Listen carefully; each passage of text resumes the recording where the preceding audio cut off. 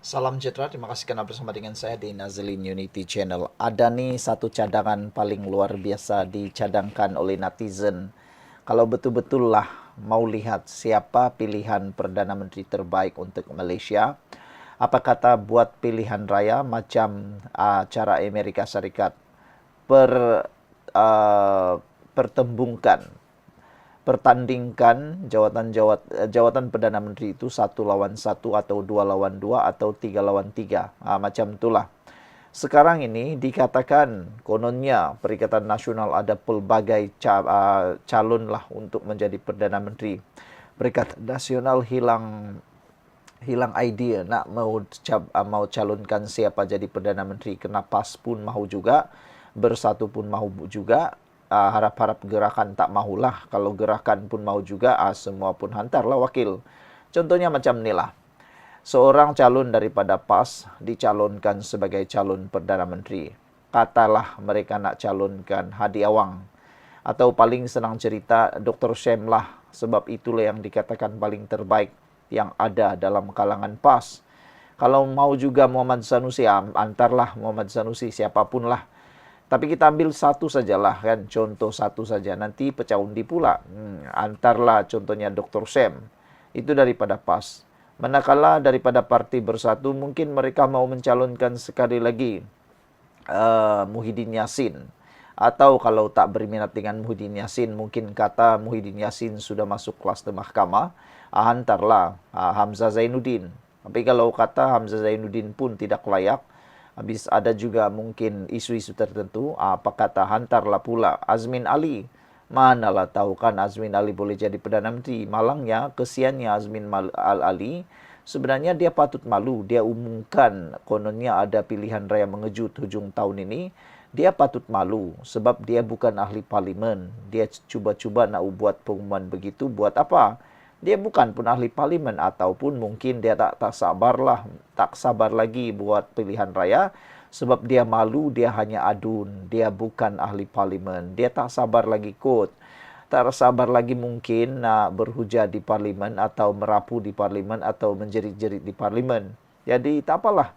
Hantarlah salah seorang daripada wakil daripada Parti Bersatu. Contohlah ambillah Muhyiddin Yassin. Jadi sekarang ni ada Dr. Syam daripada PAS. Ada Muhyiddin Yassin daripada Parti Bersatu.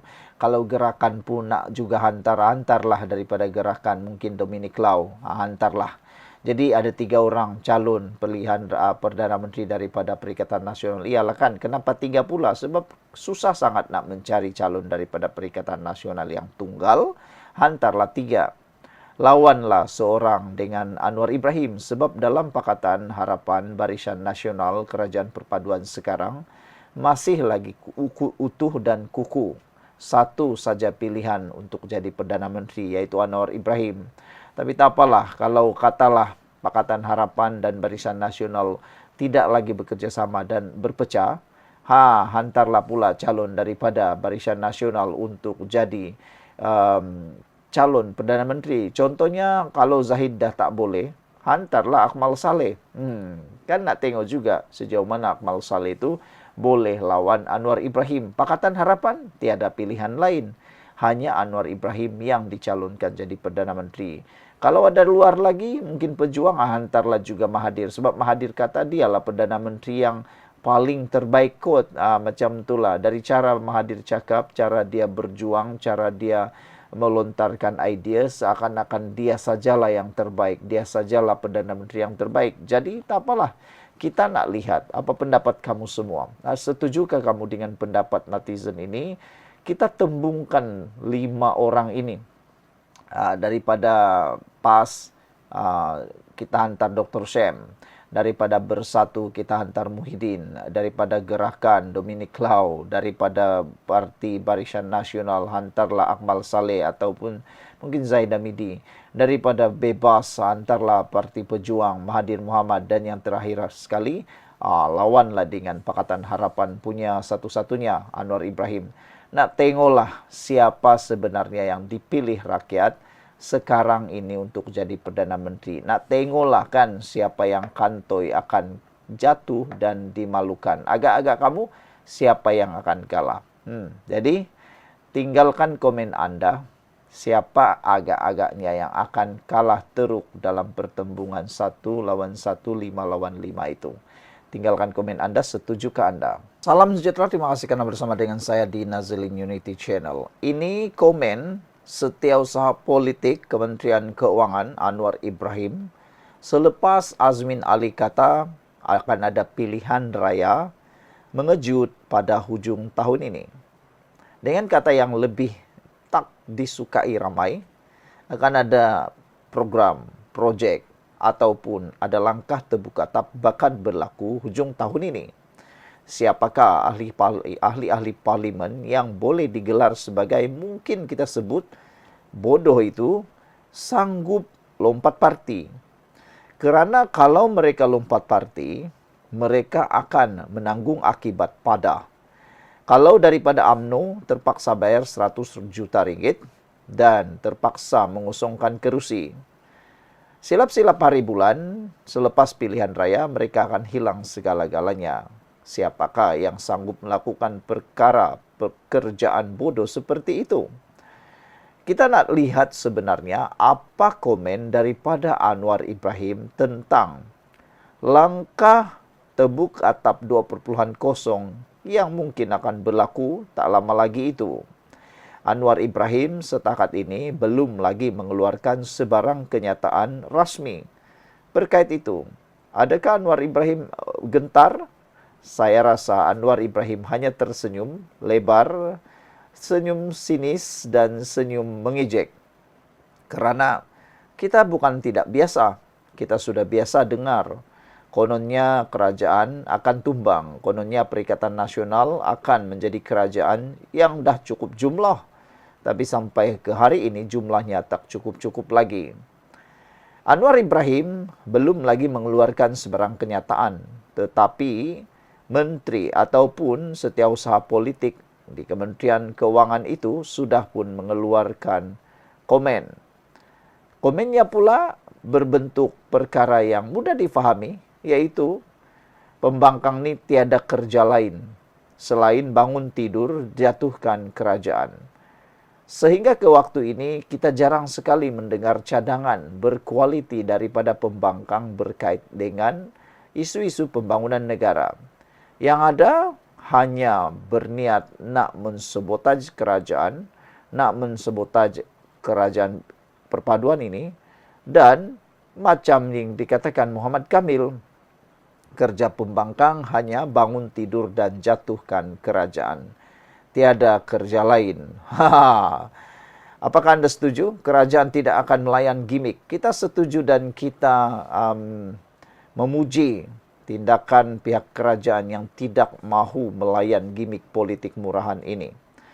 Ramai penganalisis politik menyatakan bahawa kejutan yang diumumkan oleh Azmin Ali itu hanyalah gimik politik murahan pembangkang yang hanya mahu mengganggu-gugat kestabilan kerajaan yang ada sekarang ini. Sebenarnya pilihan raya tidak mungkin akan dapat dilakukan pada hujung tahun ini. Setiausaha Politik Menteri Keuangan, yaitu Muhammad Kamil Abdul Munim berkata, masih banyak perkara perlu diberi tumpuan dalam kerajaan.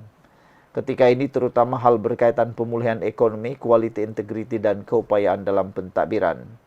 Kalau Perikatan Nasional terus bercita-cita dengan tebuk atap ini, silakan, kerana kita tak ada masa nak layan kelompok yang macam ini.